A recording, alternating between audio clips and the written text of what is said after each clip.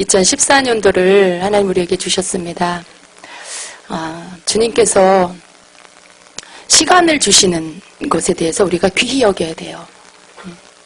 2013년도에 많은 일이 있었어요. 기억하기로는 기쁜 일보다 슬프고 우울한 일이 더 많지 않았나, 시대적으로요. 저희 교회는 기쁜 일이 훨씬 많았습니다. 저희 교회는 하나님의 은혜로 정말 주님의 임재가 더 큰, 더 강력한, 더 큰 영광으로 함께해 주셨습니다. 그래서 너무나 감사하고요. 그러나 시대적으로는 큰 교회들이 넘어지고 이 땅에 WCC가 들어와서 더럽혀지고 이런 슬픈 일들이 있었습니다.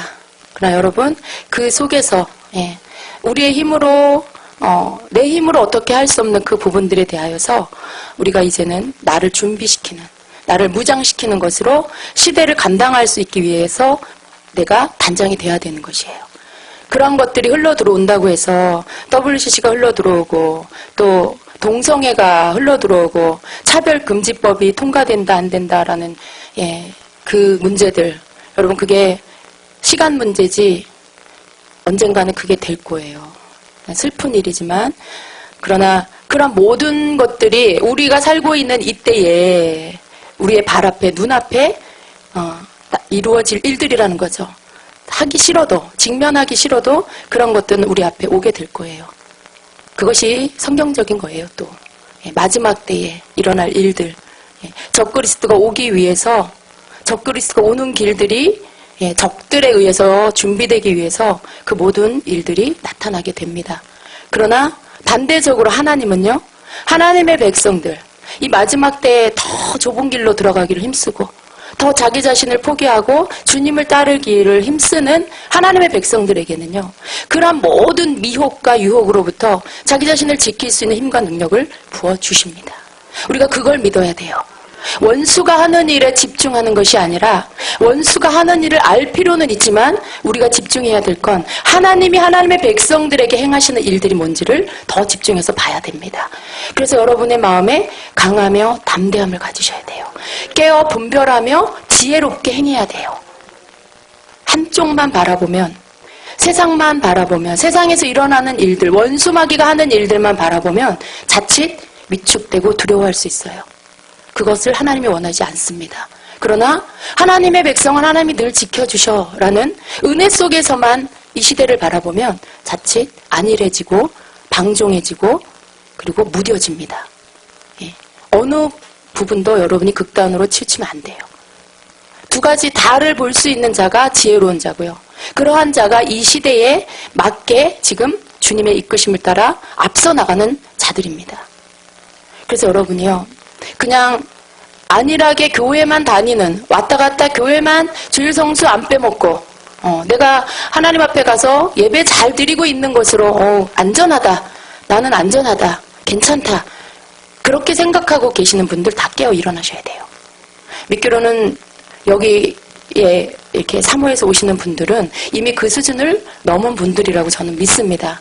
그러나 혹 여러분 가운데 아직도 무언가 시대적인 거에 대해서 깨어있지 못하고 그 의식을 갖지 못하고 있는 분이 있다면 깨어 일어나세요. 깨어 일어나세요, 여러분. 이제는 교회 안에서 내가 그냥 예배, 주일 성수 잘하고 있다는 것으로 여러분의 믿음이 안전하다라고 말할 수 없는 때에 여러분이 살고 있어요. 여러분이 살고 있어요. 여러분이 그저 내 교회가 최고야 라고 생각하는 그러한 신앙으로 여러분이 갇혀 있다면 어느 날 여러분이 섬기는, 여러분이 믿고 있던 교회가, 지도자가 미혹받아 넘어가면 여러분 도매급으로 그냥 같이 넘어가요. 지금이 그런 때예요. 그래서 여러분 자신이, 여러분 자신의 믿음을 지켜야 돼요. 하나님의 말씀을 먹어야 돼요. 어떤 말씀이 하나님의 말씀이고 어떤 것이 하나님의 뜻인지를 깨어서 알아야 돼요. 그래서 여러분, 여러분의 구원의 문제, 내가 오늘 깨어 있는가? 내가 오늘 내 심령에 내게 주신 구원의 감격이 있는가? 그 은혜 안에서 내가 오늘도 주님이 나의 주인이 되셔서 내 삶을 인도하시도록 내어드리고 있는가? 그걸 보셔야 돼요. 여러분의 구원의 확인을 어떻게 해요? 나는 구원 받았어. 여러분의 신념으로 확신한다고 되어지는 게 아니라는 걸 다시 한번 깨달으셔야 돼요. 여러분의 삶이 어떤지를 보셔야 돼. 여러분의 내면에 냉정하게 여러분 자신이 정말 오늘 뜨겁게 예수님을 사랑하고 있는지, 정말 하나님을 경외하고 있는지 확인하셔야 돼요. 구원의 확신은 여러분이 그러한 것들 가운데 그것이 확인될 때, 거기에서 여러분 자신이 그 자리에 서 있는 주님을 뜨겁게 사랑하고 있는 마음, 주님을 사모하는 마음, 하나님을 두렵고 떨림으로 경외하며 사랑하는 그 마음이 여러분에게 있을 때 여러분에게 구원이 있다라고 확신할 수 있는 거예요. 무엇으로 여러분이 구원을 확신하세요? 여러분이 단지 교회를 출석한다는 것으로? 여러분 깨어나세요. 그것이 여러분에게 구원의 확신이 아닙니다. 교회를 다니면서도 성도가 아닌 사람이 너무 많아요. 교회를 다니는데 그냥 교인이야. 교인. 교회에 이름이 등록되어 있는 사람. 근데 잘 아셔야 돼요. 교회 이름이 등록됐다고 천국에 여러분 이름이 등록됐다고 보장할 수 없어요. 천국은 진짜만 가는 곳이에요. 여러분의 믿음과 신앙이 진짜인 자만 가는 거예요. 그 진짜인 게 어떻게 확인될 수 있나? 어떻게 보여줄 수 있나? 여러분 속에 여러분 자신이 확인해야 돼요. 하나님 앞에서 양심적으로 정말 내가 오늘 주님을 뜨겁게 사랑하는 마음이 살아있나? 내가 10년 전, 20년 전에 그랬었었는데 그거 갖고 안 돼요. 신앙은, 믿음은 지금 현재입니다, 여러분. 지금 현재 여러분이 그러한가? 10년 전에, 20년 전에, 30년 전에 여러분 중학교 때, 초등학교 때 내가 그때 은혜 받았어요. 그걸로 된 거 아니에요, 목사님? 그걸로 되는지 안 되는지 여러분 자신과 하나님이 아세요. 현재, 믿음은 지금 현재 내 안에 살아있는 믿음이 있어야 돼요. 구원받을 만한 진짜 믿음이 있어야 돼요. 오늘 내 안에 예수 그리스도의 나를 위해 흘려주신 그 보혈이 내 안에 감격이 되고 다시 생각해도 너무나 감사하고 내가 주님으로 인해, 예수님으로 인해 내가 지옥 가지 않고 천국 갈 수 있게 됐습니다. 나의 죄를 담당해 주시고 내 죄를 용서해 주시고 나를 구원해 주신 예수님, 그 주님을 보내주신 나의 아버지 하나님 너무나 감사합니다. 여러분 오늘 가슴에 손을 얹어 여러분 중심으로 이 고백을 진실함으로 드릴 수 있다면 여러분의 구원은 확실합니다. 내가 구원받은 거 맞나? 내가 교회를 다니긴 다니는데 내가 왜 교회를 다니지? 도대체 교회를 왜 다녀야 되지? 이런 분 계세요? 가긴 가는데 매주 주일마다 교회를 다녔으니까 수십 년 교회를 다녔으니까 교회를 가긴 가는데 도대체 왜 가는지 모르겠어. 헌금 시간이 있어서 헌금은 드리는데 남들 눈도 있으니까 헌금은 드리는데 도대체 왜 드려야 되는지 모르겠어. 여러분 혹 그런 분 계세요? 깨어 일어나십시오. 여러분의 구원을 다시 점검하세요. 여러분의 믿음을 다시 점검하셔야 돼요. 진짜만 가는 곳이에요, 천국은. 지금, 오늘, 현재 여러분의 믿음이 살아있는 자만 갈 수 있는 곳입니다. 과거에 그랬었던 거 그거 가지고 안 돼요. 여러분이 교회를 다녔어요. 은혜를 받았어요. 그래서 지금도 교회를 다니고 있어요. 근데 여전히 여러분의 삶이 옛날하고 하나도 달라지지 않았다. 옛날하고 하나도 달라지지 않았다. 주님과 상관없는 삶을 산다. 가끔 내 문제 생겼을 때, 내가 어떤 문제를 만났을 때 그때 하나님 도와주세요. 그런다. 여러분 그게 하나님 나라에 들어갈 만한 믿음이라고 어떻게 장담할 수 있어요? 나 필요할 때, 내 문제 생겼을 때, 나 발등에 불 떨어졌을 때 하나님 이것 좀 도와주세요 하는 거 여러분 그게 하나님이 원하시는 믿음의 수준인가요? 그렇지 않아요. 하나님이 원하는 믿음이 뭔지를 알려고 해야 되고 그렇게 되려고 해야 되고 그렇게 되기 위해 나 자신을 쳐서 복종시키고 나 자신을 하나님 앞에 결단시키고 몸부림치고 하나님 이거 하나님 기뻐하지 않는 거 내가 이거 버리려고 하는데 잘 안 돼요. 하나님 도와주세요. 그게 하나님 도와주세요 할 때 맞는 도움의 요청의 기도죠. 물론 내 문제를 위해서도 하나님께 기도해야 돼요. 그러나 매일 시마다 때마다 내 문제 있을 때만 하나님 찾는 사람, 그런 사람 되면 안 돼요. 이제는 더 이상 여러분은 초신자가 아니에요. 아기가 아니에요. 지금쯤에 이제 성도들은요, 결혼을 준비할 수 있을 만큼의 성숙한 자로 서 있어야 돼요. 주님이 오실 날이 얼마 안 남았는데 아직도 아기의 모습으로 있으면 큰일 납니다, 여러분. 큰일 나요. 아직 우리에게 시간이 있을 때 하나님 우리에게 한 해를 또 허락해 주셨습니다. 2014년도 우리에게 새롭게 허락해 주셨어요. 이 한 해를 의미 있게, 이 첫 달을 우리가 의미 있게 받아서 올 한 해 동안 하나님이 나에게 원하시는 그 믿음의 성장, 하나님이 나에게 원하시는 내 삶이 변화를 받아 새로워지는 것, 그것을 목표로 삼아 여러분이 무엇을 할 건지를 생각하시고 그것을 위해서 여러분의 몸이, 여러분의 마음과 함께 여러분의 몸이 달려갈 수 있어야 돼요. 생각은 하는데, 계획은 하는데 몸이 안 따라간다. 그럼 여러분 몸을 치세요. 여러분의 몸을 흔들어 깨우세요. 그게 우리에게 필요한 믿음의 행동이에요. 그래서 하나님 아버지가 원하시는, 아무도 멸망받기를 원치 않으시는 아버지의 마음이, 이 세대를 보며 한 영혼도 잃어버리지 않기를 원하는 하나님 아버지의 그 마음, 그 마음을 여러분이 헤아리셔서, 그 깊은 사랑을 여러분이 아셔서, 하나님은 기준이 있어요. 아무도 멸망받기를 원하지 않으세요. 그렇다라고 해서 누구나 다 구원해 주시냐? 그건 아니에요. 한 영혼도 잃어버리기를 원치 않으세요. 그렇다고 해서 하나님이 모든 사람을 다 천국 가게 하시냐? 그건 아니에요. 그래서 우리가 두렵고 떨어야 한다는 것이죠. 하나님이 원하는 기준 안으로 들어가세요. 하나님이 만들어 놓으신, 사랑이시면서도 공의로우신 하나님의 기준이 있어요. 그 기준 안에 내가 들어가 있어야 돼요. 그 안에서 내가 살아가고 있어야 돼요.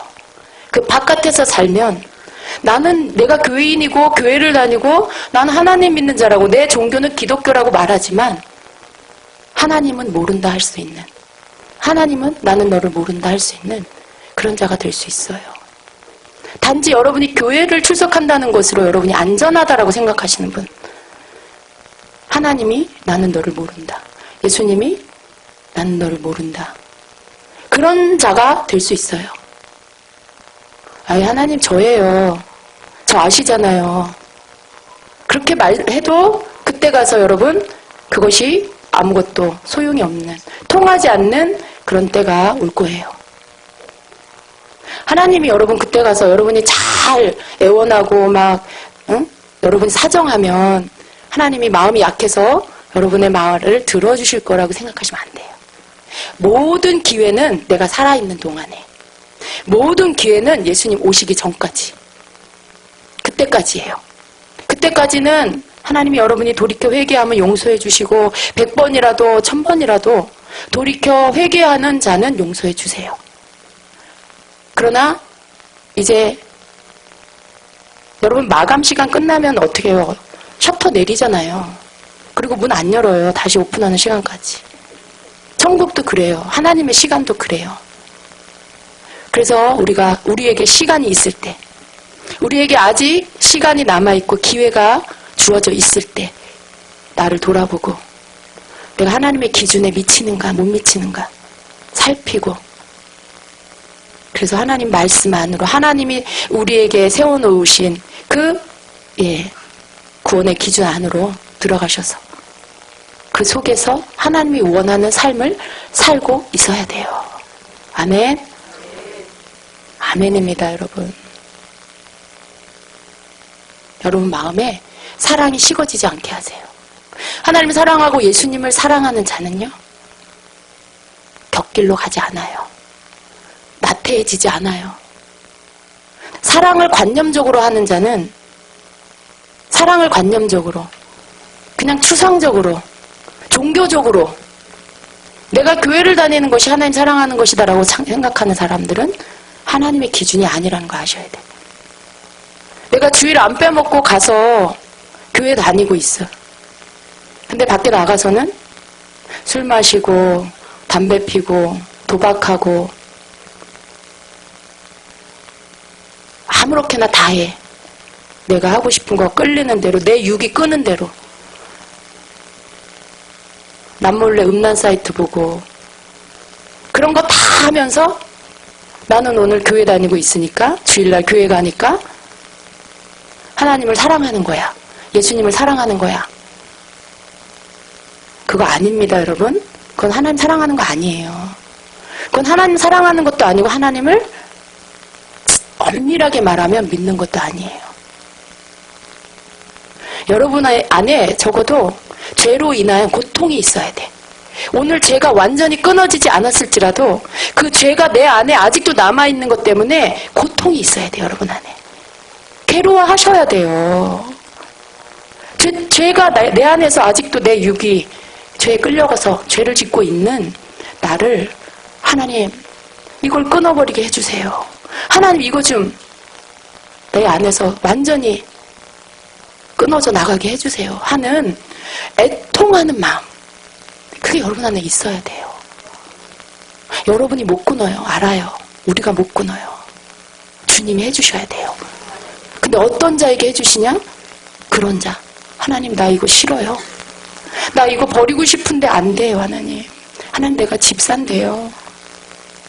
나 이거 하지 않고 싶어요. 이제는 버리고 싶어요. 근데 잘 안 돼요. 하나님 도와주세요. 자기 자신 때문에 우는 자가 돼야 돼. 다른 것 때문에 울지 마세요, 여러분. 여러분 사업이 망하는 것 때문에 울지 말고, 여러분의 수입이 줄어든 것 때문에 울지 말고, 여러분 속에 아직도 죄가 끊어지지 않은 것 때문에 우시라는 거예요. 그것 때문에 애통하시라는 거예요. 그게 여러분 살 길이에요. 사업은 잘 될 수도 있고 망할 수도 있어요. 수입은 많다가도 적을 수도 있어요. 그냥 먹고 살면 되잖아요. 여러분이 살아있는데 몸 건강한데 굶어 죽겠어요? 그것 때문에 우시지 마시고 여러분이 죄에서 끊어지지 않은 것 때문에 우셔야 돼. 아직도 내가 죄를 지면서 아무 고통을 안 느낀다. 아직도 내가 여전히 하나님 말씀과 어긋나 살면서도 내가 여전히 아무렇지도 않다. 그게 너무 즐겁다. 심지어는 거기 속에 쾌락이 있다. 쾌감이 있다. 거기 속에 죄를 행할 때 여러분이 그러면 안 되신다는 거예요. 그것 때문에 여러분 가슴을 치고 하나님 나를 도와주세요. 예수님의 보혈 의지합니다. 내 속에 남아있는 죄의 습관들 끊어주세요. 하나님 나를 도와주세요. 10번이고 100번이고 1000번이고 여러분이 계속 하셔야 돼. 그걸 끊어질 때까지. 그리고 우세요. 가슴을 치면서 여러분 자신 때문에 우세요. 그럴 때 주님이 도와주세요. 그럴 때 여러분이 술 냄새도 맡기 싫어지고 담배 냄새도 맡기 싫어지고 세상 친구들 전화 오고 만나자고 할 때 가고 싶지 않은 마음, 그들 안 만나도 아무렇지도 않은 오히려 평안하고 오히려 여러분이 하나님 앞에서 하늘이 주는 평강을 누릴 수 있는 그런 자가 될 수 있어요. 삶은 싸움입니다, 여러분. 싸움이에요. 보이지 않는 영적 싸움이에요. 그 싸움에서 내가 하나님의 말씀으로 성령으로 이겨야만 천국에 들어가는 거예요. 여러분 어떻게 세상에서 하고 싶은 거 다 하고 세상 사람 즐기는 그런 쾌락을 다 즐기고 그러면서 어떻게 천국 갈 거라고 생각을 해요. 기본적으로 우리가 아주 단순하게 생각을 해도 우리 그렇잖아요. 거룩한 하나님이 계시는 곳인데, 거룩하신 예수님이 계시는 곳인데 거기에 죄투성이인 내가 단지 교회를 다녔다는 이유로 거기를 들어갈 수 있다라고 그게 말이 안 되잖아요, 여러분. 예수님을 믿는다면 예수님 말씀대로 사는 거예요. 여러분, 믿습니다. 내가 예수님 믿습니다. 그게 믿음이 아니라 그랬어요? 믿습니다를 길게 한다고 믿음 좋은 게 아니에요? 믿음은 사는 거예요. 내가 믿는 대로 그렇게 사는 게 믿음이에요. 그게 여러분 삶에 있는지를 보시라는 거예요. 여러분의 믿음을 어떻게 측정해? 저울에 달아서 달 수 있으면 눈금을 보고 알겠는데 믿음은 그런 게 아니잖아요. 어떻게 여러분의 믿음이 있는지 없는지를 측정해요? 여러분의 삶을 보시면 돼요.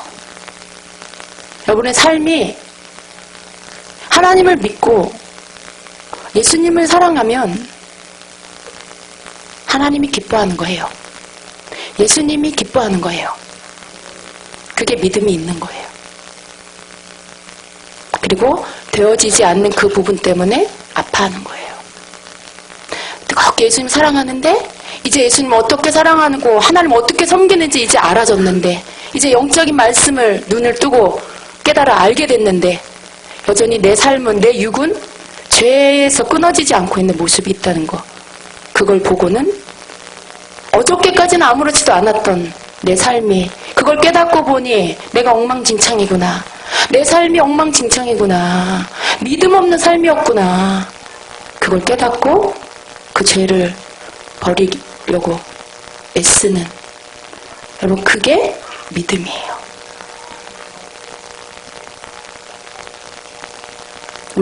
우리의 삶이 그렇게 바뀌어야 돼요. 그렇게 되는 자가 성장할 수 있어요. 그러한 자가 주님을 더 알아가고 주님을 더 닮아가고 그분의 말씀대로 쫓아갈 수가 있습니다. 아멘. 새해 첫 목요 집회인데 제가 여러분 막 축복받으세요. 하나님이 여러분 기뻐하십니다. 이런 말 안 해드리고 예, 가슴 찔리는 말 해드려서 죄송해요.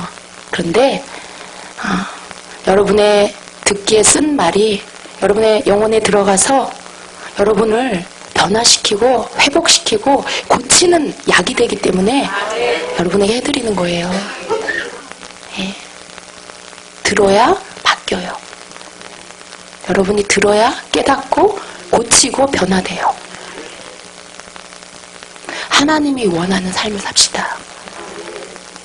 어제까지 엉망진창이었던 거 여러분 회개하세요.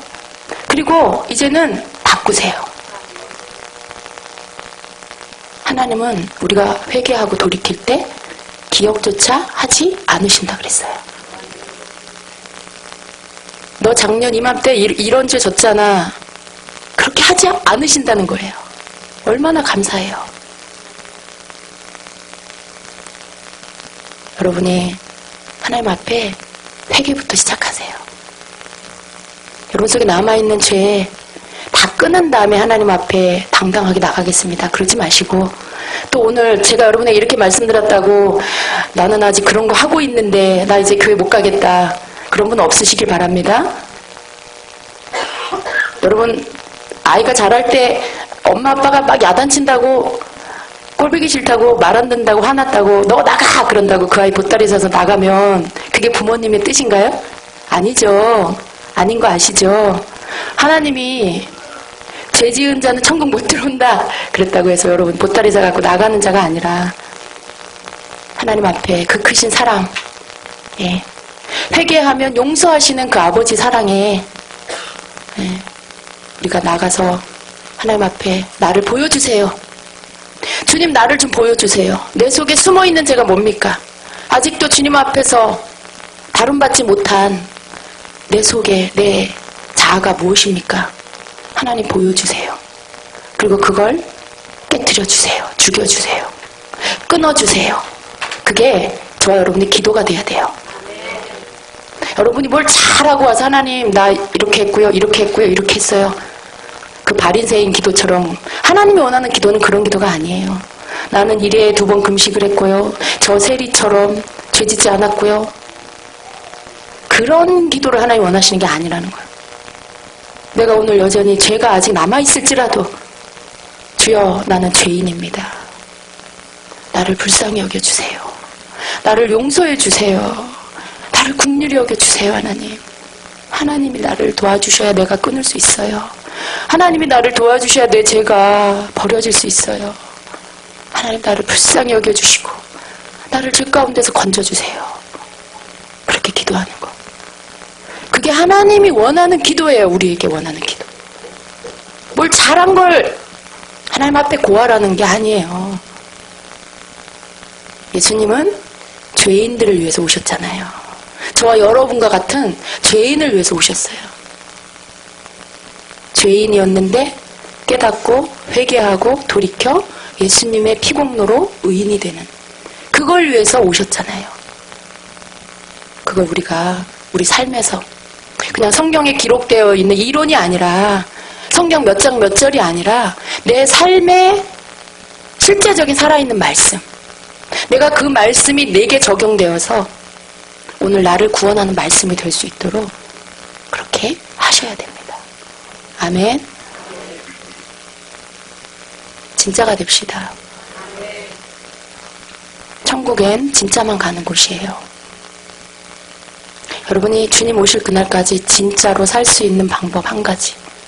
주님의 임재 안에 머무세요. 주님의 임재에서 벗어나지 마세요. 주님의 임재가 뭡니까? 주님의 임재가 뭔가요? 여기 주임재교회인데 주임재교회. 주님의 임재가 있는 곳. 주님이 임재하시는 곳. 주님이 여기 계신다라는 거예요. 주님이 여기 계신다. 임재하신다. 하셨다. 여기 계신다. 여러분의 삶의 모든 영역에 주님이 임재하셔서 여러분이 주님의 임재 안에 계시는 삶. 네. 주님의 임재 안에 있으라고 했다고 우리 교회를 떠나지 않고 계속 뭐 계셔도 상관은 없습니다. 예. 주님의 임재를 사모하는 거 거기서부터 시작되는 거예요. 제 가운데 있으면서 주님의 임재가 그곳에 있기를 기대하는 거 그건 잘못된 시작입니다. 내가 주님의 임재가 있는 곳을 찾아오기 시작해야 돼. 그리고 그 임재를 누리고 나에게 임재하신 주님을 모시고 내가 거처하는 영역으로 들어가야 돼. 내 가정에, 내 사업장에, 내가 다니는 모든 장소에 주님의 임재가 있을 수 있도록 내가 그 임재를 나르는 자가 돼야 돼. 주님의 임재가 뭔지도 모르고 맛도 못 본 사람이 어떻게 하나님의 임재를 끌어내릴 수 있어요? 어떻게 그 임재를 나를 수가 있어요? 그건 불가능해요.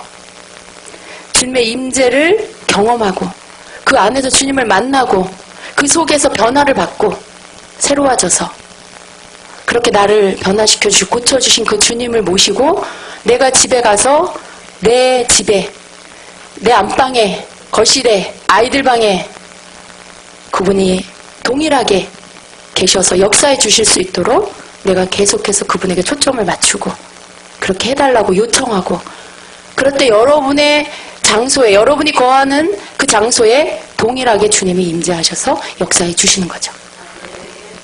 그게 여러분이 주님의 임재 안에 머물 수 있는 방법이에요.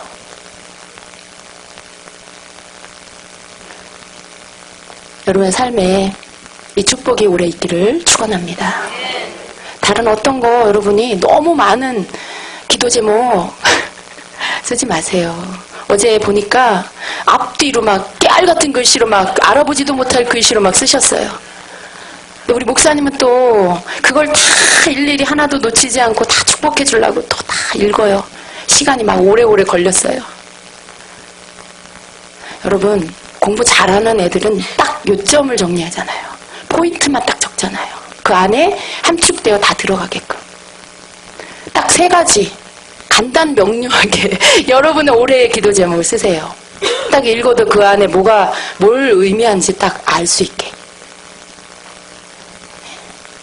식구들 이름 일일이 다 쓰고 손자, 아들, 손자, 며느리 막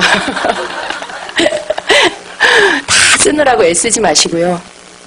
그렇게 하시고 여러분이 기도 올해 정말 원하는 거 하나님 앞에서 정말 원하는 거. 첫 번째 영적인 거. 그 다음에 여러분의 그 다음에 이 땅의 환경적인 거. 좋습니다. 그렇게 적으세요. 그렇게 여러분이 기도 제목을 올해 목표를 정하시고 그걸 늘 구하세요. 그래서 올 한 해 그 일이 완성되도록 이루어지도록 그렇게 해야지. 여러분이 다 많이 쓴다고 해서 어떤 분은 자기가 기도 제목 써놓고도 한 달 지나면 제목 뭐 썼는지도 몰라. 잊어버려. 자기 기도 제목도 잊어버려요. 그게 의미가 없잖아요, 여러분. 그래서 여러분 끝까지 기도할 수 있는 진짜 중요한 기도 그거 딱 쓰셔가지고 하나님 앞에 올리고 여러분 가슴에 그 기도 제목 집어넣고 그거 한 해 동안 열심히 기도하시고 그렇게 하시길 바랍니다. 아멘. 네. 기대가 됩니다. 2014년도 여러분과 제가 한번 멋지게 예수 이름으로 싸워 나갑시다. 네. 정말 이기는 자의 자리에 서기 위해서 열심히 달려갑시다. 네. 주님이 하시는 거예요. 우리가 그걸 믿고 가는 게 이기는 거라 그러셨어요. 네. 내가 다 이루어 놓은 걸 너희가 믿고 나를 바라보고 달려가는 게 이기는 거다 그러셨어요. 못 이기는 이유, 믿지 않아서. 자기가 하려고 해서. 네. 그래서 지는 거예요. 이길 수 있는 방법도 주님께서 다 알려주셨습니다. 우리가 그걸 신실하게, 성실함으로 끝까지 감당하며 이기게 되어 있습니다. 아멘. 아무도 낙오되지 않고 여러분 삶 속에 이러한 승리가 있기를 예수님의 이름으로 축원합니다. 아멘. 연적 중보기도를 하고 있는데요. 연적 중보기도는 성령님이 이끄는 대로 하는 기도입니다. 그래서 성령님께 민감해야 되고요. 주님께 물어가면서 기도해야 되고요. 그리고 그 말씀하시는 것들을 순종하면서 하는 기도가 바로 예언적인 중보기도입니다. 그 예언적인 중보기도 안에 예언적인 행동이 있는데요. 그 행동 안에 지난 시간에 우리가 그 여리고성을 도는 여리고성을 돌고 함성을 지르며 그 여리고성이 무너진 어떤 그러한 예언적인 행동에 대해서 살펴봤습니다. 오늘은 두 번째로 땅 밟기. 여러분 제가 여리고성 도는 그 예언적인 행동 안에 한 가지만 언급을 하고 가겠습니다. 마지막 날 나팔을 불었어요.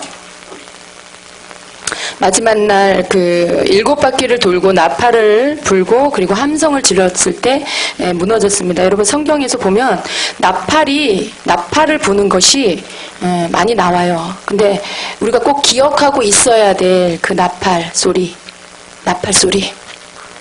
하면 떠오르는 거 있습니까? 재림. 할렐루야. 역시 마지막 때 성도들입니다. 마지막 나팔 소리. 마지막 나팔 소리가 울리면 그때 순식간에 호련히 우리가 다 변화하여 이끌림을 위로 들림을 받게 된다라고 말씀하고 있습니다. 자, 72페이지 위에 계시록 11장 15절 계시록 11장 15절 고린도전서 데살로니가전서 같이 한번 읽겠습니다. 일곱째 천사가 나팔을 불매 하늘에 큰 음성들이 나서 이르되 세상 나라가 우리 주와 그의 그리스도의 나라가 되어 그가 세세토록 왕노릇 하시리로다 하니 여기 보면 일곱째 천사가 나팔을 불매라고 되어 있죠. 7 나팔 가운데 마지막 나팔이 일곱째 천사가 부는 나팔입니다. 자, 그 다음 고린도전서 15장 51절입니다. 보라, 내가 너희에게 비밀을 말하노니 우리가 다 잠잘 것이 아니요 마지막 나팔에 순식간에 호련히 다 변화되리니 나팔 소리가 나매 죽은 자들이 썩지 아니할 것으로 다시 살아나고 우리도 변화되리라. 네, 이것이 비밀인데요. 비밀을 말하노니 우리가 다 잠잘 것이 아니요 마지막 나팔에 순식간에 호련히 다 변화되리니 말씀해요. 마지막 나팔 소리를 들을 수 있으셔야 됩니다. 아멘. 네. 그 다음 데살로니가전서 4장 16절에 주께서 호령과 천사장의 소리와 하나님의 나팔 소리로 친히 하늘로부터 강림하시리니 그리스도 안에서 죽은 자들이 먼저 일어나고 말씀합니다. 나팔 소리가 예수님이 강림하실 때, 공중에 강림하실 때 하나님의 나팔 소리가 하늘로부터 들려오게 될 것입니다. 그래서 여러분, 성경에서 나팔 소리, 그것은 어떤 때를 알리는 신호예요. 예, 때를 알리는 신호. 그래서 마지막 때에는 예수님의 다시 오심을 알리는 신호가 될 거예요. 성경이 말씀하고 있습니다. 깨어있는 자는 듣게 될 것입니다.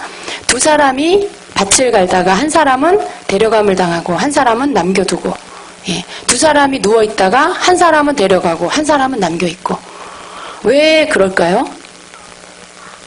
여러분, 누구는 나팔 소리를 듣고 누구는 못 듣는 자가 있다는 거예요. 나팔 소리를 듣는 자는 변화하여 호련히 들림을 받고, 듣지 못하는 자는 남겨지게 될 것이죠. 그 시간이 마지막 시간입니다. 그러한 때가 올 거예요. 깨어서 나팔 소리를, 그 신호를 듣는 여러분 되십시오. 예언적인 신호예요. 성경에는 이 나팔 소리가 항상 어떤 때를 알리는 그런 소리였어요. 그래서 여러분이 마지막 때에도 그 소리를 반드시 듣게 되시기를, 저와 여러분이 다, 예, 그렇게 되시기를 축원합니다. 아멘. 자, 땅 밟기를 봅니다. 땅 밟기, 여호수아 3장에 가나안 땅에 진입하게 되는 이스라엘 백성이 요단강을 건너는 장면이 기록되어 있습니다. 이때 언약궤를 맨 제사장이 흐르는 요단강을 먼저 건너는 예언적인 행동을 합니다. 여기 말씀을 여러분 읽기 전에 제가 요 위에 있는 말씀을 좀 읽어드릴게요.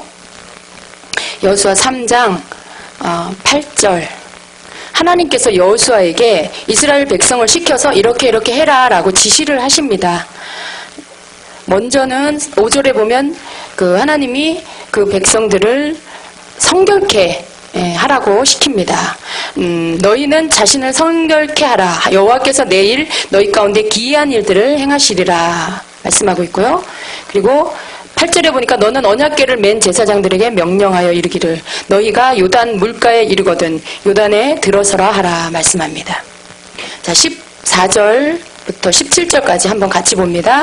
백성이 요단을 건너려고 자기들의 장막을 떠날 때에 제사장들은 언약궤를 메고 백성 앞에서 나아가니라. 요단이 곡식 거두는 시기에는 항상 언덕에 넘치더라. 궤를 맨 자들이 요단에 이르며 궤를 맨 제사장들의 발이 물가에 잠기자 곧 위에서부터 흘러내리던 물이 그쳐서 사르단에 가까운 매우 멀리 있는 아담 성읍 변두리에 일어난 한 곳에 쌓이고 아라바의 바다 옆내로 향하여 흘러가는 물은 온전히 끊어지매 백성이 여리고 앞으로 바로 건널세. 여호와의 언약궤를 맨 제사장들은 요단 가운데 마른 땅이 굳게 섰고 그 모든 백성이 요단을 건너기를 마칠 때까지 모든 이스라엘은 그 마른 땅으로 건너갔더라. 아멘. 예, 여러분, 이것이 왜 예언적인 행동일까요? 예언적인 행동. 예언적인 행동은 아직은 되어지지 않은 어떤 일을 하나님이 이렇게 해라, 어떤 행동으로 여리고성을 돌아라. 예, 요단강에 제사장이 법궤를 메고 먼저 들어가라. 이렇게 지시하시는 거예요. 어떤 행동을 하나님이 하라고 하세요. 근데 그 행동은 대부분 보면 우리의 상식으로는 도저히 이해가 안 되는, 예, 너무나 비상식적인 것 같은, 예, 좀 이해가 안 되고 납득이 안 되는 그런 행동을 지시합니다. 그리고 그걸 순종했을 때 하나님의 그 말씀하신 것들이 일어나요.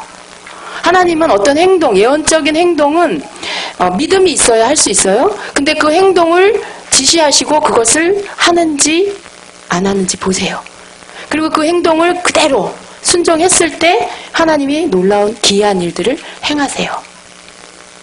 여러분이 단지 요단강에 들어간 행동만 보시면 안 돼요. 단지 여리고성을 매일 한 바퀴씩 도는 것만 보시면 안 돼요. 잘못하면 우리는 그런 어떤 행동적인 것에 의미를 담아서 나도 똑같이 그렇게 할 때 그 일이 일어날 것이라고 잘못 생각할 수 있습니다. 하나님이 그런 행동을 하라고 하신 것은 믿음으로 행하는지를 보는 거예요. 하나님이 말씀하신 것에 순종하는지를 보는 거예요. 가장 중요한 건 하나님이 말씀하시는 것을 듣는 거죠. 나에게 요구하시는 게 다른 것일 수 있어요. 이스라엘 백성에게 말씀하신 것과 여러분이 오늘 기도할 때 하라고 하시는 것이 다른 것일 수 있어요. 그럴 때 여러분은 여러분에게 말씀하시는 주님의 음성에 순종하는 거예요. 예. 여러분이 뭔가를 취하기 위해서 오늘 여리고성을 도는 것처럼 건물을 도는 게 아닙니다.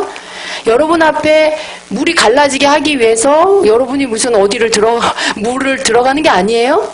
여러분이 뭐 막무가내로 어디를 막 진입해가지고 억지를 쓰고 이런 것이 아니에요. 하나님이 이렇게 하라 그랬다고 밀고 들어가는 그런 게 아니에요.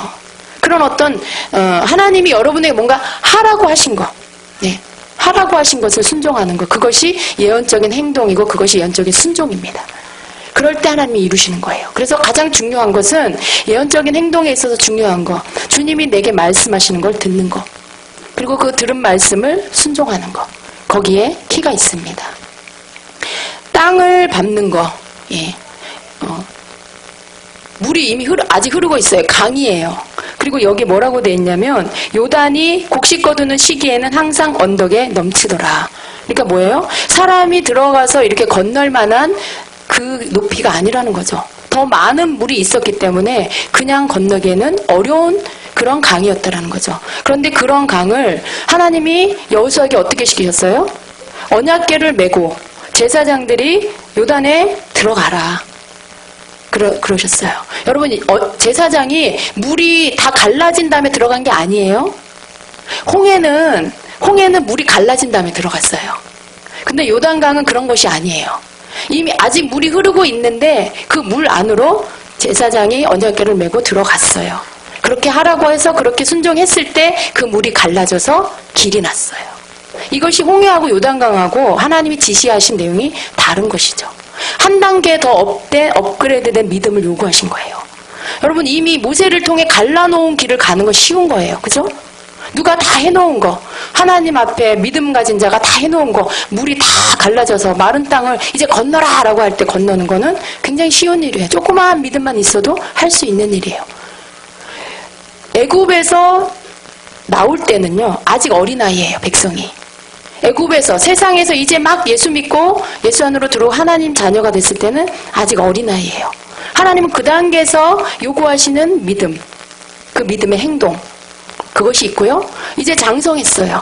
천국에 들어갈 준비를 해야 하는 장성한 성도가 됐을 때는 거기에 맞는 믿음을 요구하세요. 여러분, 이전에는 어떻게 배웠어요? 예수 믿는다고 고백만 하면 다 천국 간다, 이렇게 배웠어요. 아직 이제 믿음의 초보인 사람들에게 요구하시는 믿음이 있어요. 그러나 알 거 다 알고 배울 거 다 배우고 주님 어떤 분인지도 알고 다 알았어요. 그러면 거기에 맞는 믿음을 하나님은 요구하신다는 거예요. 여러분, 물이 아직 갈라지지 않고 물이 막 언덕에 차 넘쳐서 흐르고 있는 그런 강에 들어가라. 그럼 갈라질 것이다. 그러면 들어가실 수 있으세요? 아멘, 할렐루야, 아멘입니다. 자, 우리가 이 성경을 볼 때는 결과를 다 같이 보는 거예요. 처음에 어떻게 시작했고, 그 다음에 어떻게 했고, 그렇게 했더니 어떻게 됐더라. 그걸 우리가 그냥 한눈에 다 보는 거예요. 굉장히 쉬워 보여요. 그래서 나도 할 수 있을 것 같아요. 그러나 여러분, 그 현장에 내가 있다라고 생각하실 때, 여러분이 그 제사장 중에 한 명이라고 했을 때, 물이 흘러 넘치고 있는 그곳에 그걸 언약궤를 메고 들어가서 내가 거기에 서 있으면 물이 갈라진다라고 하는 말을 믿기는 그렇게 쉽지는 않다라는 거죠. 그러나 그것을 했을 때, 하나님이 요구하시는 그 믿음의 순종을 했을 때 요단의 물이 갈라졌어요. 그리고 그 길을 건너가게 됩니다. 자, 여호와의 언약궤를 맨 제사장들은 요단 가운데 마른 땅에 굳게 섰고 그 모든 백성이 요단을 건너기를 마칠 때까지 모든 이스라엘은 그 마른 땅으로 건너갔더라. 궤를 맨 자들이, 자, 3장 15절 거기에 보니까 요단이 곡식 거두는 시기에는 항상 언덕에 넘치더라. 궤를 맨 자들이 요단에 이르러 궤를 맨 제사장들의 발이 물가에 잠기자. 딱 물에 들어가자마자 이제 하나님의 기적이 일어나기 시작한 거죠. 순종을 하고 나야 기적이 일어나요. 하나님이 약속을 주신 걸로 기적이 일어나는 게 아니에요. 약속하신 거, 그리고 이렇게 해라 하신 거 순종하고 나야 기적이 일어나요. 이 원리는 여러분이 받은 모든 예언에 동일하게 적용이 됩니다. 여러분에게 하라고 하신 거 순종해야 하나님 약속하신 게 이루어져요. 여러분이 아무것도 안 하고 변화되지도 않는 상태에서는 아무리 하나님이 놀라운 약속을 해주셨어도 성취되지 않습니다. 하나님 앞에 우리가 행동으로서 가장 하나님이 귀하게 보시는 게 뭐냐면 순종이에요. 네, 순종이에요. 그래서 그 순종적인 하나님 말씀하신 것을 순종할 때 우리가 하나님 앞에 기도한 거, 우리가 하나님 앞에 약속받은 거, 그러한 것들이 이루어집니다. 여러분, 기도는 순종이에요. 우리가 하나님 앞에 응답받는 기도, 그 응답받는 기도가 밤낮으로 하나님 앞에 간구하고 조르고 애원해서 받는 그런 기도의 수준이 아니라 하나님이 원하시는 내 믿음의 좀 더 큰 믿음, 좀 더 성숙한 믿음의 단계에서 어떤 예언적인 기도를 하기를 원하시는 거죠. 우리가 하나님 앞에 믿음을 보일 수 있는, 그래서 믿음으로, 너의 믿음으로 기도의 응답을 받는다는 걸 보여주시기 원한다는 거예요. 내가 많은 시간을 기도했다고 응답받는 게 아니라, 내가 하나님 앞에 많이 울었다고 응답받는 게 아니라, 네 믿음이 어디에 있느냐, 너에게 믿음이 있냐, 그 응답을 받을 만한 믿음이 있는지를 보신다는 거예요. 더 높은 차원의 기도는 예언적인 행동 안에서의 기도입니다. 더 높은 차원의 기도는 우리가 하나님이 말씀하시는 것을 듣고 그리고 그 받은 말씀을 믿음으로 순종할 수 있는, 그것이 여러분 또한 기도예요. 믿음의 기도예요. 내 기도가 응답되기 위해 하나님이 하라 하시는 게 있어요. 여러분, 사랑을, 여러분이 누군가를 많이 사랑하기를 원하는, 사랑을 할 수 있는 그런 사람 되기를 원하세요? 하나님 내게 사랑을 주세요. 사랑을 주세요. 그러면 여러분 그 사랑을 주시기 위해서 하나님이 나에게 요구하시는 행동이 있어요. 사랑할 수 있도록 만들어 주시기 위해서 나에게 붙이는 사람이 있어요. 내게 붙이는 환경이 있어요.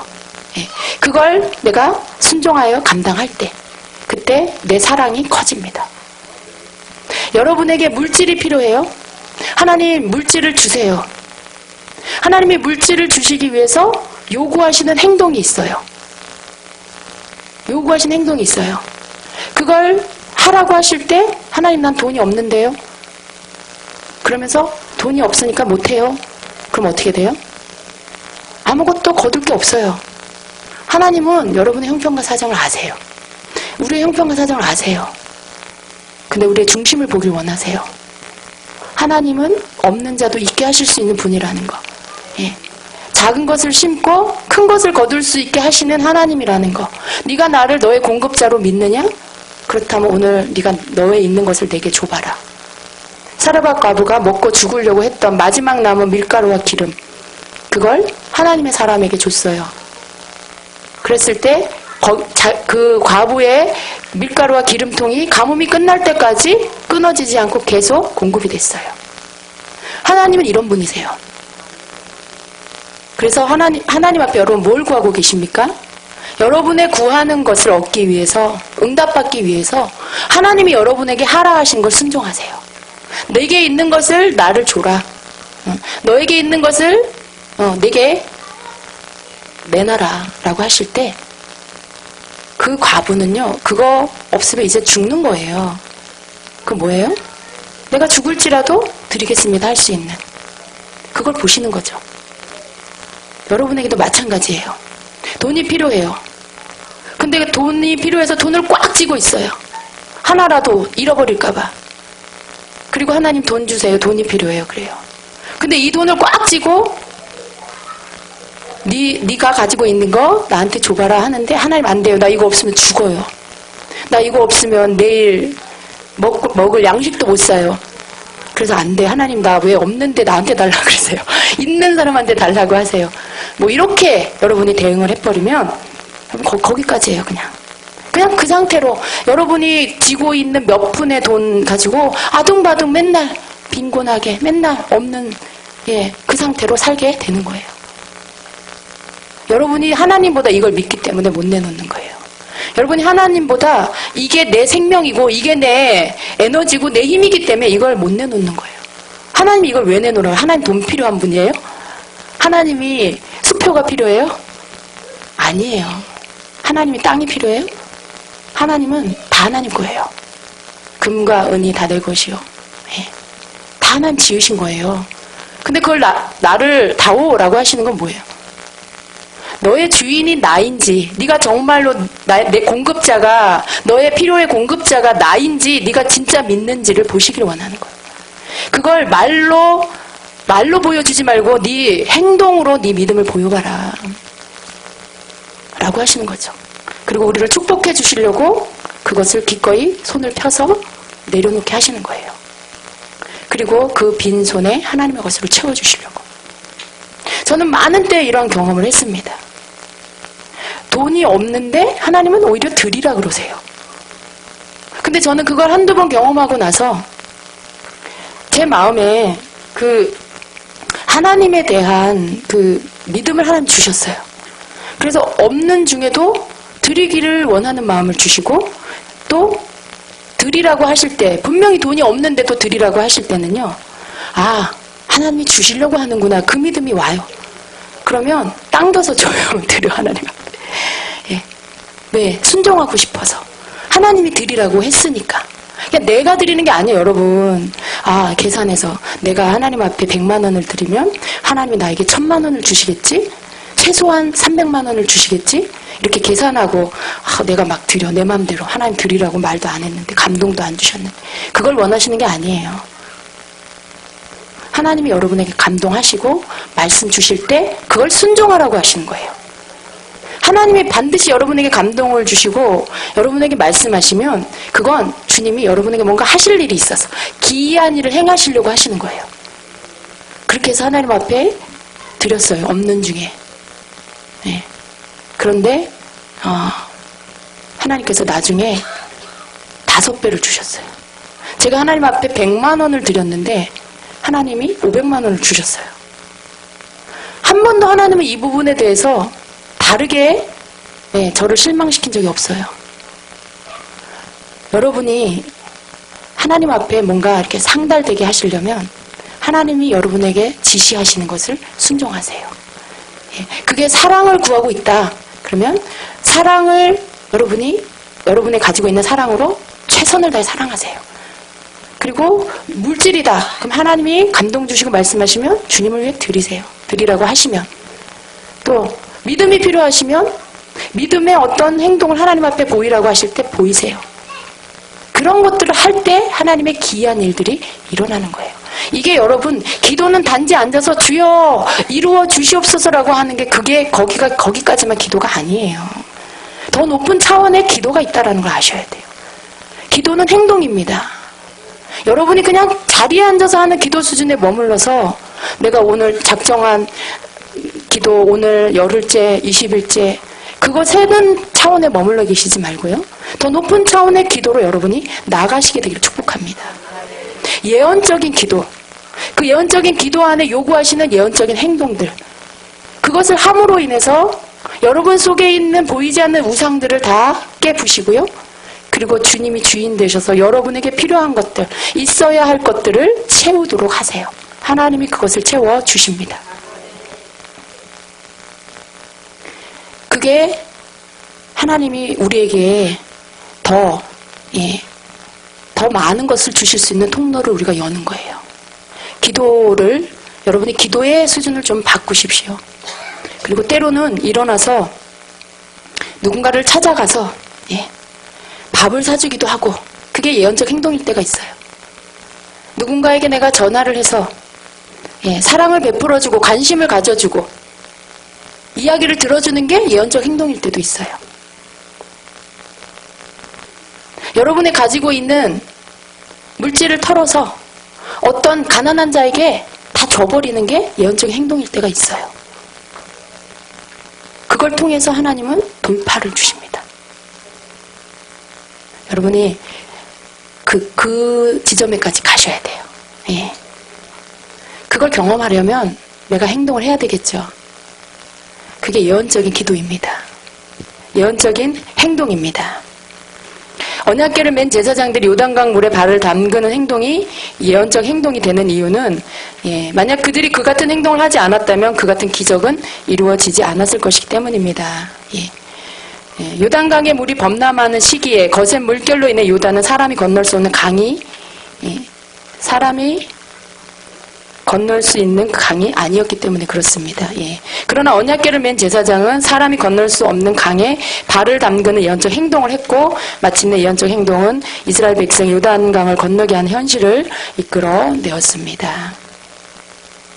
예언적 행동은요, 여러분, 보이지 않는 세계의 것을 보이는 세계로 끌어오게 하는 그 통로예요.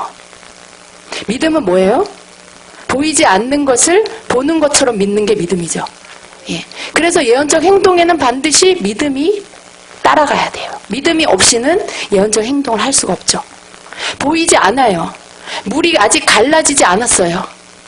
그런데 물이 갈라지게 될 거라는 걸 말씀하셨고 행동하라는 것들을 예언적으로 행동해서 보이지 않는 세계, 아직 미래에 아직 일어나지 않는 것들이 그 행동을 함으로 인해서 그것이 현실에 지금 눈앞에 도착할 수 있도록 한 것이죠. 여러분이 그러한 기도의 단계로 올라가시기를 축복합니다. 아멘. 아멘. 그 다음 깃발 흔들기를 보겠습니다. 깃발 흔들기. 여러분 깃발, 성경에 보면 깃발에 대한 것들이 나옵니다. 깃발은 승리의 상징이에요. 이겼을 때 흔드는 거죠. 이겼을 때 깃발을 흔든다는 것은 치열한 영적 전쟁에 승리했음을 알려주는 표식입니다. 이 깃발을 흔드는 것도 또한 예언적인 행동입니다. 시편 20편 5절에 우리가 너의 승리로 말미암아 개가를 부르며 우리 하나님의 이름으로 우리의 깃발을 세우리니 여호와께서 내 모든 기도를 이루어 주시기를 원하노라. 아멘. 하나님이 우리의 깃발, 여호와 니시라는 말은 여호와는 나의 깃발이다라는 뜻입니다. 출애굽기 17장 15절에 모세가 제단을 쌓고 그 이름을 여호와 니시라고 했습니다. 여호와께서 맹세하시기를 여호와가 아말렉과 더불어 대대로 싸우리라 하셨다 하였더라. 아말렉이 이스라엘을 쳐들어왔을 때요, 그 여호수아가 나가서 싸우고 모세는 손을 들고 하나님 앞에 기도했어요. 근데 손이 내려오면 이스라엘이 지고 손이 올라가면 이스라엘이 이기고 그랬어요. 그래서 나중에 어떻게 합니까? 아론과 훌이 양쪽에서 손을 받쳐줘요. 그래서 손이 안 내려오자 이스라엘 백성이 이깁니다. 모세가 그 단을 쌓고 그 이름을 여호와 니시, 하나님은 하나님은 나의 깃발입니다. 그 깃발이 의미하는 게 승리예요. 승리에 마치 손을 높이 든, 마치 이것이 깃발 모양처럼 하나님이 이렇게 하라고 하셨어요. 그래서 모세가 그렇게 순종했어요. 그리고 하나님은 나의 깃발입니다. 승리의 깃발입니다. 라는 예언적인 행동. 그 행동을 통해서 그 말씀대로, 그 예언적인 행동대로 이스라엘이 이깁니다. 여러분 때로 기도할 때 여러분의 손이 이렇게 올라가는 거 경험해 보십니까? 여러분이 들려고 안 해도 손이 올라가고 심지어는 1시간, 2시간 손이 안 내려올 때가 있어요. 저도 그럴 때가 있어요. 그런 것들을 여러분이 하실 줄 알아야 돼요. 하나님이 손을 높이 들게 하실 때 있어요. 승리를 선포하라는 거죠. 깃발을 높이 들라는 거죠. 내가 너의 승리의 깃발이다라고 말씀해 주시는 거죠. 그걸 믿고 주님이 손을 이렇게 끌어서 올려서 붙잡고 계실 때 들고 담대하게 여러분이 기도할 때 원수가 물러가고요.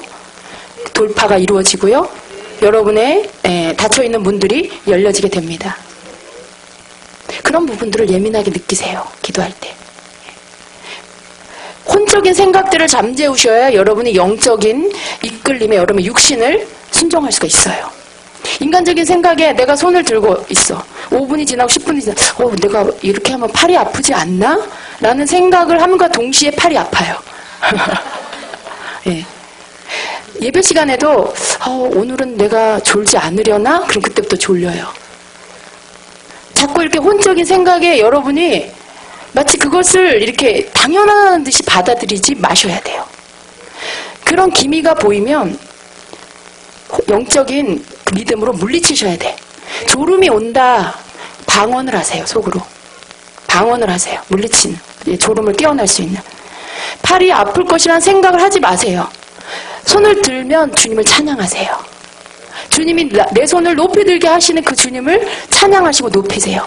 그러면 더 이상 팔 아픈 생각이 여러분에게 오지 않아요.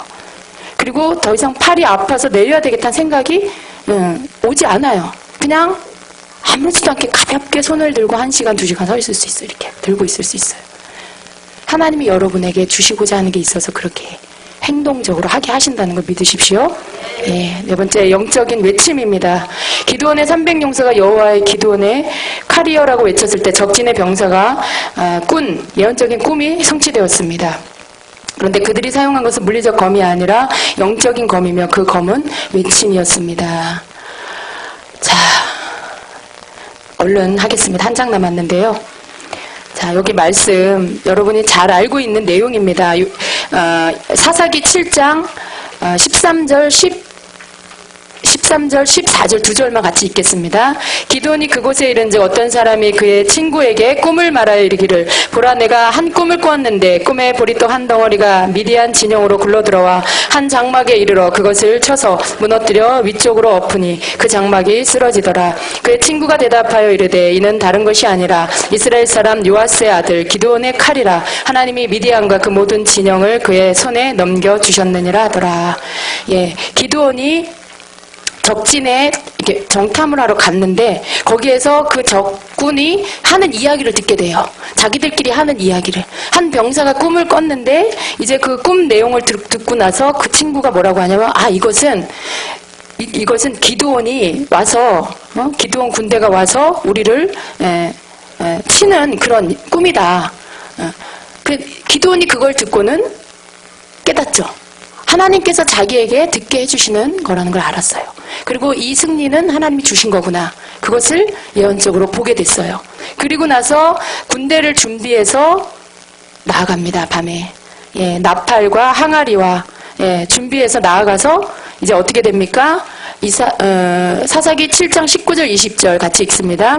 기드온과 그와 함께한 100명이 이경초의 진영 근처에 이른즉 바로 파수꾼들을 교대한 때라. 그들이 나팔을 불며 손에 가졌던 항아리를 부수니라. 세 대가 나팔을 불며 항아리를 부수고 왼손에 횃불을 들고 오른손에 나팔을 들어 불며 외쳐 이르되 여호와와 기드온의 칼이다 하고 각기 제자리에 서서 그 진영을 에워싸매 그 온 진영의 군사들이 뛰고 부르짖으며 도망하였는데 그 다음 절에 보면 뭐라고 되어 있냐면요. 300명이 나팔을 불 때 여호와께서 그 온 진영에서 친구끼리 칼로 치게 하셨다라고 되어 있어요. 그러니까 자기들끼리 막 칼로 치고 싸우게 하셨다라는 거예요. 하나님이 그렇게 하신 거죠. 여러분 이게 전쟁의 모습이에요. 전쟁의 모습이에요. 근데 너무 신기해요. 희귀해요. 무슨 항아리에다가 횃불을 넣고 가가지고 뭐 항아리를 깨트리고 횃불을 꺼내고 소리를 지르고 막 이렇게 전쟁을 치러요. 보통 어떻게 합니까? 칼을 들고 창을 들고 나가서 같이 싸우죠. 근데 지금 그런 방법의 전쟁이 아니에요. 하나님이 지시하신 예언적인 행동으로 그대로 그 전략을 가지고 나가서 싸우고 있어요. 이게 믿음의 자녀들이 영적 전쟁을 하는 방법입니다. 여러분 성경에는 많은 곳에서 하나님이 지시해 주신 방법대로 싸웠을 때 승리한 것들을 기록하고 있어요. 그건 오늘을 사는 우리에게 보여주시는 거예요. 너희가 싸우는 싸움은 너희가 싸우는 것이 아니고 내가 싸우는 거다. 너희가 나를 바라보고 내 앞에 귀를 기울이고 순종하면 내가 너희에게 이기게 한다. 그걸 보여주시는 거예요. 똑같은 방법으로 싸우게 하시지 않아요. 세상적인 방법으로 싸우게 하시지 않아요. 법정에 가서 판사 앞에서 누가 옳은지 그른지 그걸 판가름 받기를 원치 않으세요. 하나님은 오늘 우리가 싸우는 방법, 기도하고 영의 세계 안에서 먼저 싸워서 이기기를 원하세요. 그것이 이겨지면 물질 세계에 이기는 것으로 나타납니다. 그러한 방법으로 우리가 싸우기를 원하세요. 기도도 안 하고 내 감정이 막 충만해가지고 사람을 만나서 따지고 막 네가 옳으네 내가 옳으네 그렇게 해서 해결될 것 같지만 절대 해결되지 않을 때가 많죠. 사람의 방법이기 때문에. 그 속에서 역사하는 악한 영, 그 영을 제압하는 게 먼저예요. 그래서 항상 믿는 자녀는 먼저 기도로 승리해야 돼요. 어떤 상황을 만나면 먼저 기도로 들어가셔야 돼요. 해결하지 못할 일을 만나면 먼저 기도로 들어가셔야 돼요. 그래서 기도의 자리에서 먼저 이기셔야 돼요. 그 영을 제압하고, 또 내가 순복할 거 순복하고, 하나님 앞에. 그리고 그 영을 제압해서 굴복시키고, 그리고 나면 여러분이 이기게 돼요. 마지막 그 마무리를 하나님이 다 풀어주세요. 오히려 상대편이 전화해서 뭐 미안하다 그러고, 예. 그런 일들, 원수가 와서 무릎 꿇는 일들이 생기는 거죠. 하나님의 방법으로 우리가 싸워야 돼요. 그 안에 여러분에게 각자 개인적인 하나님이 주시는 예언적인 행동들이 있다는 것입니다. 똑같지 않아요. 일률적이지가 않아요. 각 개인 달라요. 그리고 개인도 때마다 달라요. 지난번에 했던 방법이 이번에 또 그렇게 하라고 하시지 않아요. 항상 하나님 앞에 묻기를 원하시기 때문에 항상 주님 앞에 기도하고 그리고 주시는 응답을 가지고 하시기를 원하시기 때문에 그렇습니다. 예. 그래서 오른손에 나팔을 들어 불며, 여기도 또 나팔이 나옵니다. 예. 외쳐 이르되 여호와와 기드온의 칼이다 라고 외쳤어요.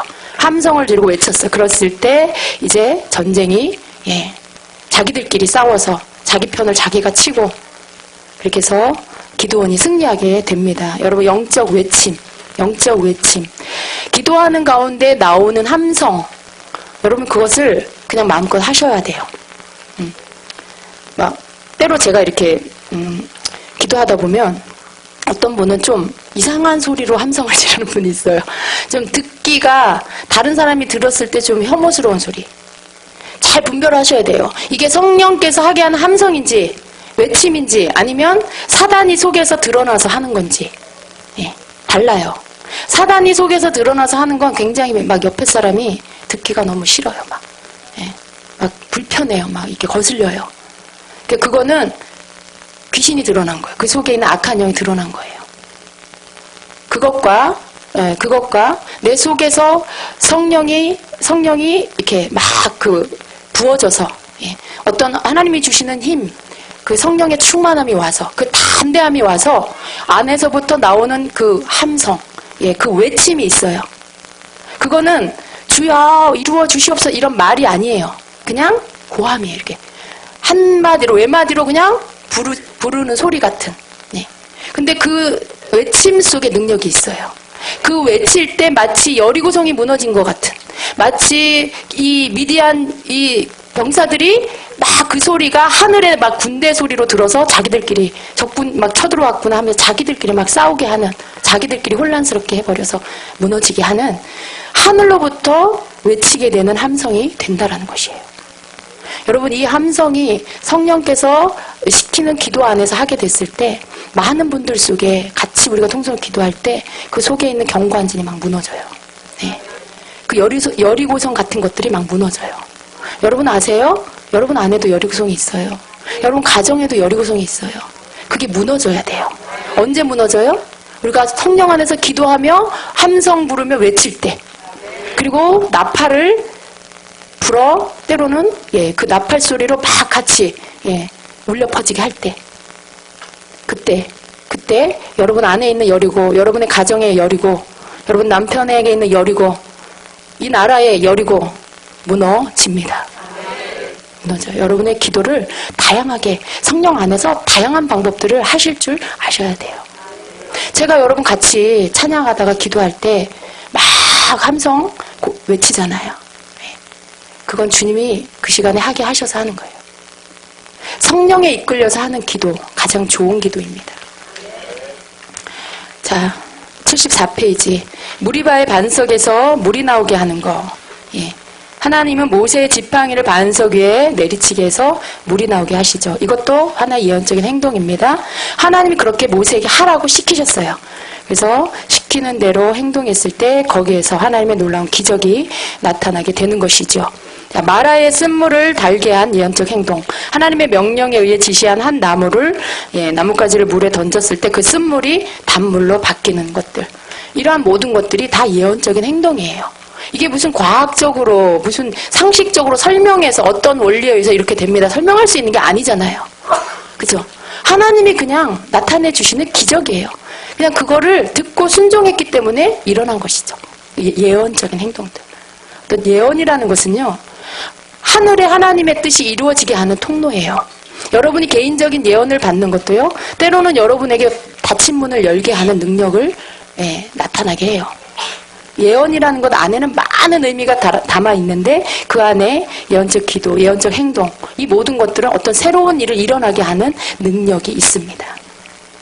자, 이제 성령 안에서 하는 기도 어떻게 하는 것인가? 마지막으로 하나님께 내어 맡기는 것입니다. 마태복음 6장 10절에는요. 나라에 임하옵시며 뜻이 하늘에서 이룬 것 같이 땅에서도 이루어지이다 말씀하고 있습니다. 하늘에서 이룬 것 같이 땅에서도 이루어지는 것. 하늘에서는 하나님의 뜻이 다 이루어져 있어요. 하늘에서는 다 완성되어 있는 거예요. 그런데 그것이 이 땅 가운데서 이루어지는 것. 이것이 또 하나님 원하시는 것이죠. 하나님의 뜻이 이 땅에 이루어지는 것. 그것을 위해서 우리가 기도하는 것. 그래서 때로는요. 우리가 하나님 앞에 그냥 맡기는 것. 이것이 또한 또 예언적 중보기도이기도 해요. 우리가 할 수 있는 거 다 해요. 하나님이 시키는 거 하고 행동하고 순종하고 외치고 다 해요. 그러나 그 모든 것을 하면서 또 우리가 마지막으로 해야 될 게 뭐냐면 하나님이 하시도록 내어 맡기는 거예요. 하나님의 뜻이 하늘에서 이룬 것 같이 땅에서도 이루십시오. 땅에서도 이루어질지어다. 선포도 하고. 그러면서 하나님 앞에 전적으로 맡겨드리는 것. 이것이 하나님이 받으시기 합당한 기도입니다.